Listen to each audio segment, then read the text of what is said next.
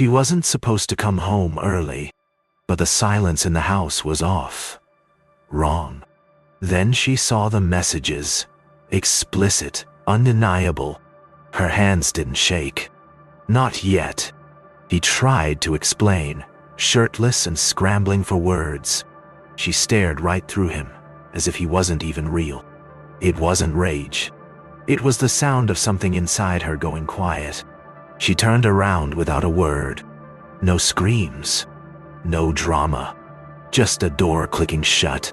And the death of a future they'd spent years planning. She hadn't even unpacked from the bridal fitting. That dress, ivory silk, sweetheart neckline, felt like a joke now. She remembered how it shimmered under boutique lights, and how she imagined walking down the aisle in it. Now it looked like a costume from a lie. Her chest tightened. Not from sadness, from humiliation. She'd been practicing saying "I do" while he was doing someone else. For a moment, she wanted to burn it, but something colder, sharper, took over instead. She opened her laptop. She uploaded the listing at 3:17 a.m. One barely worn wedding dress. Bought for love, sold for truth. Ease. Then she typed every detail, every lie, every betrayal. Not to shame him, to reclaim herself. Her fingers moved fast, fury disguised as calm. She included the date she found out, the name she saw in the texts, and the line that would go viral: "He cheated. But at least this dress is honest." She hit post, then closed the laptop. No tears, just silence. She had no idea what she just started. By morning, her phone wouldn't stop vibrating. Hundreds of likes, thousands of shares. People weren't just reading, they were feeling it. Women from all over the world left comments like battle cries. This is how you take your power back. Her story had struck a nerve, raw, universal. Some messages came with tears, others with fury. She wasn't just one woman hurt, she was every woman betrayed. And the internet had chosen sides. Spoiler, it wasn't his. Meanwhile, he was waking up to something else. His name, trending. Screenshots of the texts. Memes with his photo. One read, "Groomzilla. Cheated before the cake was baked." He tried to deny it. Too late. The internet had receipts, timelines, and rage. He called her 5 times. No answer. Then he messaged, "Please take it down. I'm begging you." "You are." She left it on read. Yai. That silence. Louder than anything she could have said. Support came in waves. Brides sent photos of their own unworn dresses, stories to match hers. A journalist asked for an interview. A divorce attorney offered free consultations. She read every message, one by one. Not to dwell, to connect. Her pain had become a bridge, and through it, she was no longer alone. Each voice gave her strength. Each share made her feel seen. Day 3, she was on the news.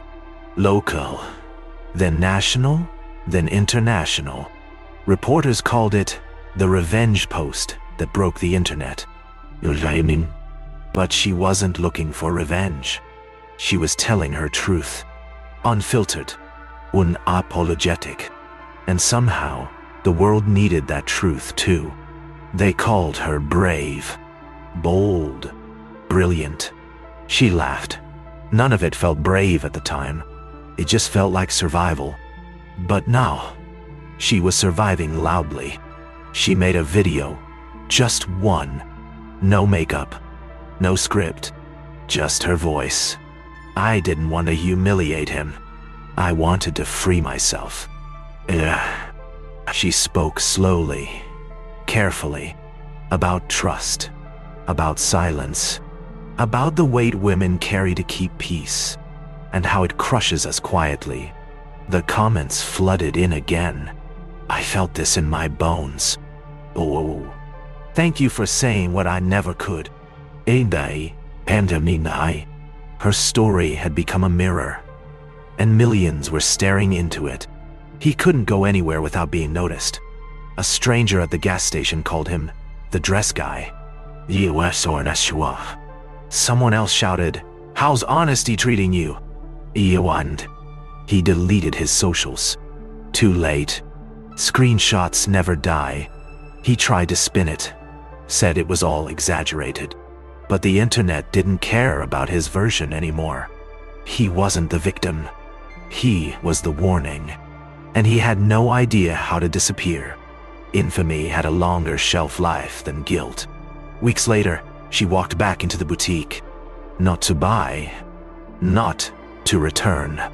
A stranger had reached out. A bride who'd read the post and felt seen. They met in person, both nervous, both wounded. They hugged like they already knew each other's pain. The bride-to-be asked, "How did you get through it?" She smiled, gently, by refusing to be quiet. In that moment, her story wasn't just viral. It was valuable.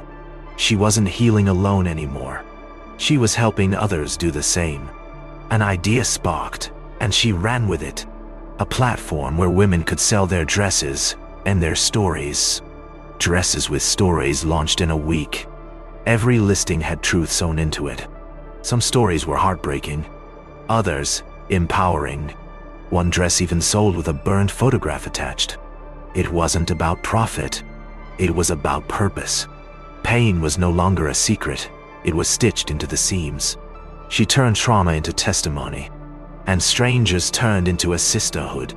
He found the site by accident, or maybe he was looking for it all along. Her dress was the first image, front and center. The story? Still there, still public. He read every word like a punishment had earned. This wasn't a post anymore. It was a legacy. He clicked through hundreds of other stories. His face, once a secret, now felt immortal in the worst way. He wasn't just the man who cheated. He was the man who got out-loved in front of the world. Every day, the emails kept coming. Thank you notes. Stories of strength. Women choosing themselves. One wrote, "You saved me from marrying the wrong man." Another sent a photo, laughing in a black wedding jumpsuit. She smiled, tears catching in her lashes. This wasn't revenge. It was rebirth. She hadn't just sold a dress. She'd sold a lie and bought her voice.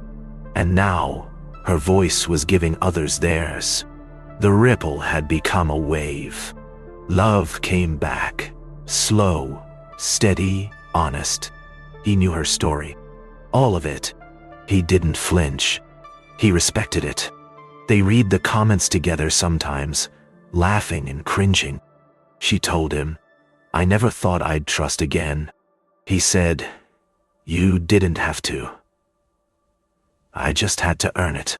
No dress, no aisle, no pressure. Just truth, choice, and a lot of healing. This wasn't a second chance at love. It was a first chance at being fully known. The dresses kept arriving, wrapped in silence, stories, and sometimes forgiveness. Each one carried weight of pain, of release. She read every note. Some made her cry. Others made her laugh out loud. He ghosted me before the cake tasting. Bah. Turns out, I loved myself more than I loved him. This wasn't grief anymore. It was art. She turned endings into offerings, and the world kept answering back, not with pity, but with power. She hosted her first live exhibit that spring. Not just a gallery, a graveyard of almosts. Each dress told the truth people weren't brave enough to say aloud. Visitors wept. Some hugged strangers. One woman whispered, "It feels like church in here." pain wasn't hidden anymore. It was honored. She walked between the rows, hand brushing the lace of a story, not her own. For the first time, she felt weightless, like the burden had shifted into something sacred, like every goodbye had found its witness. As for him, the internet never forgets. Years later, someone spotted him at a wedding, not his own. A photo surfaced. It went viral in hours. Someone reposted it with her original quote, "At least this dress is honest." The comment section was brutal and endless. He tried to laugh it off, but the truth had a longer memory than shame. He wasn't just remembered, he was reduced. Her story had branded him, not out of hate, but out of honesty. She kept the box, not the dress. It was empty now, but full of meaning. She slid it onto the top shelf, next to old photos and forgotten things. Not out of grief, but gratitude. Some stories don't end with rings. Some end with revelations. She never looked back in regret, only forward, into the life she chose, not the one she escaped. Because sometimes, closure isn't quiet. Sometimes it's viral.